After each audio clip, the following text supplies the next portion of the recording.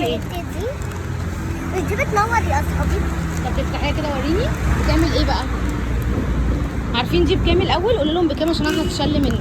95 جنيه. بكام؟ 95 جنيه.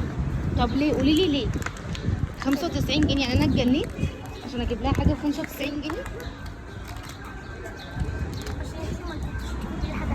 عشان كده اشتريت حاجه واحده بس. لا وبتقول لي ايه، انا عايزه اشتري حاجه كمان. الشيبسي ب 10 جنيه بس، صح؟ بس انا مش هجيب لك حاجه تانية. وريني بقى من جوه فيها ايه البتاع الهبله ام 95 جنيه دي، عشان انتي هتشليني. لا والنبي لا. لا يا رب. ايه ده؟ فيها ايه ايه؟ ده؟ لا تعالي افتحي. لا دي مش بتنور. امال دي ايه؟ ايه ده؟ بصي العصايه. وجواها فيها ايه؟ السكر. طب ايه دوقي. ده؟ طب دوقي. ايه القرف ده يا ماما؟ قرف.